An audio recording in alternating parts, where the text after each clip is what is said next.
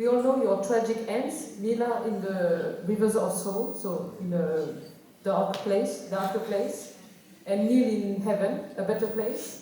But instead of the real thing, how would you like your characters to go on? If you could rewrite the fate of your characters, what would it be? On sait tous comment ils ont terminé, c'est-à-dire Mila plutôt en enfer et Neil au paradis. Mais s'ils avaient pu continuer, s'ils avaient pu avoir une histoire un peu plus longue, comment est-ce qu'ils auraient aimé que leur personnage continue à évoluer? It's a very good question. I watched it back this week. I've said this before. I watched it back this week, and I have a scene where I'm in the boat with Rumpel, and he says to me, "So why did you come back?" And I said, my unfinished business is my son. That's why I've come back. I want to make amends. She's had, who knows what actual linear time is supposed to have passed, but it's a long time, and I'm there to make amends. I've had enough time to realise that I owes you a big apology. I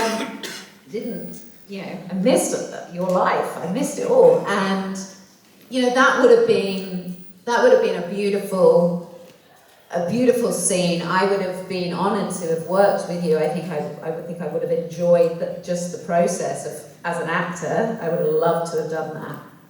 But that would have been a nice journey after that. I don't know, maybe she could then, who understands the whole thing, but how long have we all been alive at that stage? I don't know, maybe she's happy then to go if she made amends with her son. That would be beautiful, I think.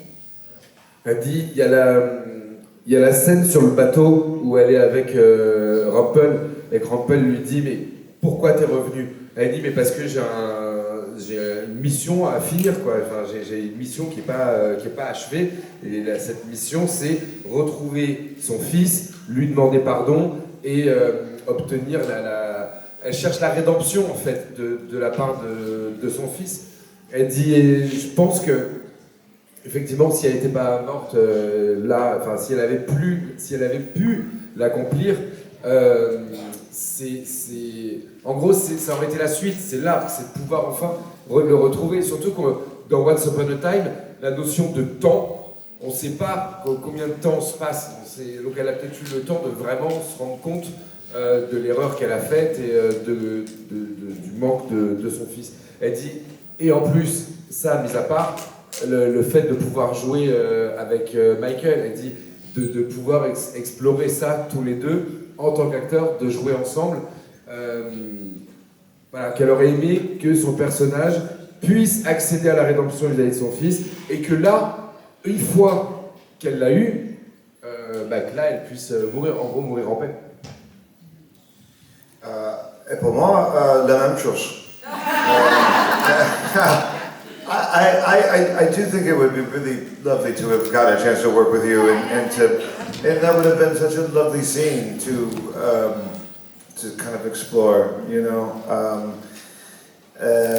so much of the weight of Neil was on Rumpel and being abandoned that way, and I think it would have been lovely to kind of done that.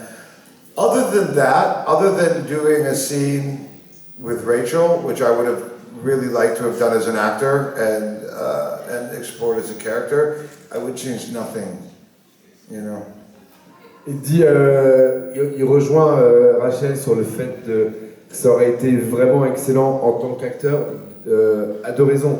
Un, de jouer avec Rachel, mais aussi d'explorer, d'imaginer la scène et explorer en tant qu'acteur ce que cette scène aurait pu donner entre la mère et le fils.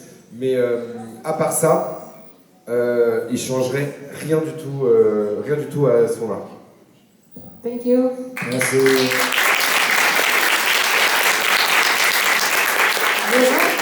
Je voulais savoir si vous saviez d'avance ce qu'il allait arriver à vos personnages, c'est-à-dire mourir, et si plus particulièrement pour Nick, s'il savait qu'il allait perdre le triangle amoureux avec Emma, ou si il le découvre au fur et à mesure de son rôle. It's for both of you. Did you know, well, how long before you knew that you were gonna die? Like, did you knew when you received like your last script? Like, oh, okay, it's done. Or, by the way, it happens sometimes, ça arrive des fois. Or did they tell you, I don't know, 2-3 months ago, or when you entered the new season, okay, you're gonna go that far? And so that's the first question for both of you. And the second one, also, did you know that the love triangle that you have with Emma, and that you were gonna lose Emma? I knew, I came in, I auditioned in Vancouver, and you know, I knew that it was a couple of episodes only, and then, so I knew that. So which, you know, I died, so obviously on Once Upon a Time people come back in all sorts of ways, but I was, yeah, it was really nice for me when they did come back a couple of seasons later and said, we want to do this episode now, and this is where you are. I was like, whoa, this is crazy. This is a whole, you know, I'm in another place, completely different, making amends, a bit mellow. And then obviously, so I knew, you know, when I took it on that I was a short-lived character. So the second time as well, you knew that. Oh yeah, the second. Well, I thought, you know, I didn't think I would come back. I thought that was it when I did the first two, and then actually there were a couple of times before I did that episode where they talked to me about possibly coming back for something else. So I knew it was always bubbling. They were obviously thinking of other ways, but that was the one that actually happened. Season 5, I think it was. So I knew. Yeah, there was no shock for me. It wasn't like The Sopranos. You know, where they were rumoured to, every time the scripts come out, like anyone could go. It's nothing like that for me. En fait, elle savait dès le départ, en fait, puisque quand elle a été castée pour Mila, c'était déjà acté que c'était pour deux épisodes et qu'elle mourrait. Donc il n'y a pas eu de surprise. La surprise, c'est plutôt 2 saisons plus tard, puisque dans Once Upon a Time, tu peux toujours revenir, tu sais jamais sur quelle forme, mais tu reviens. Elle dit la surprise, c'était 2 ans plus tard, j'étais déjà complètement ailleurs, dans une autre vie, et où là ils me rappellent, ils font on a une idée pour que tu puisses revenir. Donc elle est revenue, mais il l'avait déjà rappelé en se disant on va essayer de retrouver un truc. Donc c'est un peu ce qui se passe avec Once Upon a Time, c'est que tu sais que tu peux partir, mais que tu vas revenir, mais ça n'a pas été un choc frontal, comme effectivement dans certaines séries où il y en a qui découvrent, qui sont morts en lisant le script. Là, pas du tout.